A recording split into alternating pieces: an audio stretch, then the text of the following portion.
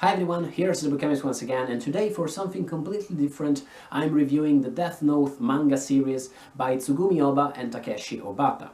On my channel recently I've started talking about comic books and graphic novels a bit, but something I think I've never talked about is the fact that when I was in high school I was actually a huge manga fan. Maybe not huge, I was a big manga fan. I had several friends who were so much more into manga than I was, and they kept suggesting me and recommending me great series, and I read several awesome series back then.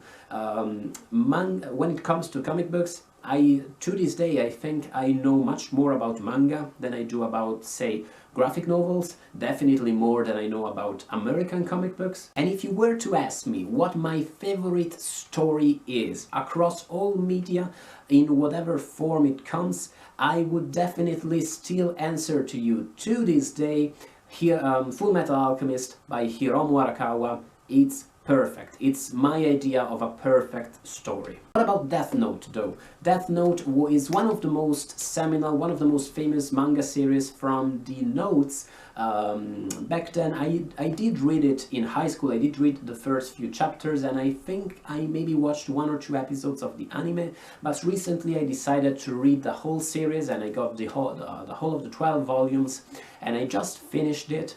And what do I think about it? Just a few general thoughts on the series so that we can discuss it.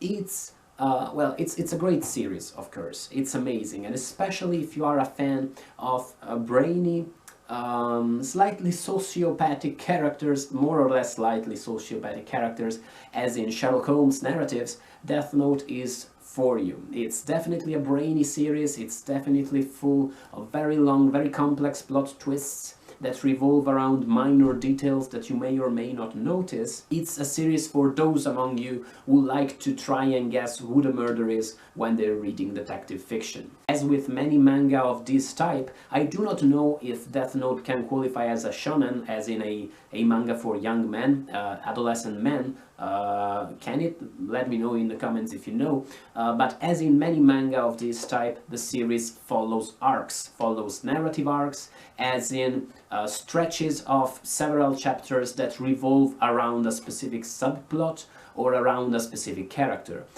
In a series such as Dragon Ball, a narrative arc usually equals the specific bad guy that the main characters are trying to defeat. And one good thing I can say about Death Note is that while these narrative arcs are very clear, they are also always relevant to the broader series. You can read Death Note as one long story rather than just a succession of narrative loops that start getting very similar to one another. Not at all. Of course, some arcs are better than others, more entertaining, more thrilling, but the general quality is always very high. And I should probably also mention that for a comic book that largely revolves around people talking to each other in the same few rooms, and that very often just simply shows you people having coffee or playing with toys or scribbling on pieces of paper, this is also visually stimulating and always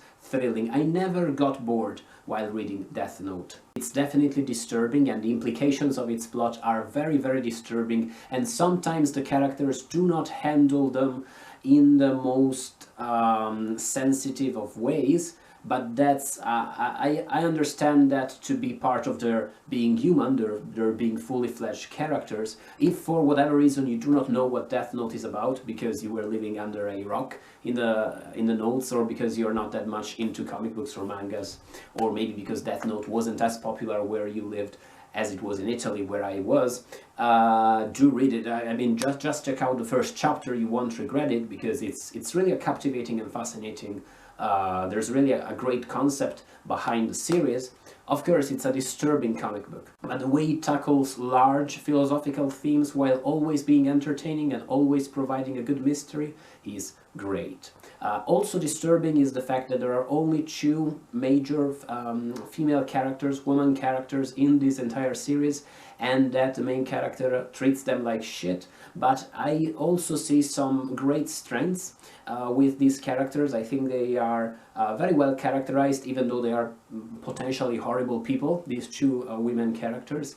And I think I take the main character's relationship with women to be part of his characterization. Overall, I had lots of fun with Death Note. I'm not necessarily sure I fell in love with it, but I definitely had a good time with the series. My main complaint, my main issue with the series is that Death Note, it's 12 volumes long, and there's a clear split between the first half of the series and the second half. I can't tell you what that is about because I'd spoil you a major plot twist. And that plot twist was brilliant, and it was really, the creators were really brave to put that twist halfway through the series, and I appreciate that. At the same time, I personally believe that the first half of the series is far superior to the second half. The series never really recovers from that plot twist, if you ask me. I think that is mainly because the second half of the series offers you more of the same as the first 6-7 volumes. The same structure, the same dilemmas, the same conundrums, the same plot twists. And after that major twist, they probably should have gone in a different direction, but who am I to say things like those? I can only appreciate the series as it is, and I do appreciate it a lot. Let me know if you have issues with Death Note, if you love it, if you like it, what do you think about it in the comments below. Thank you for watching as always, and bye guys!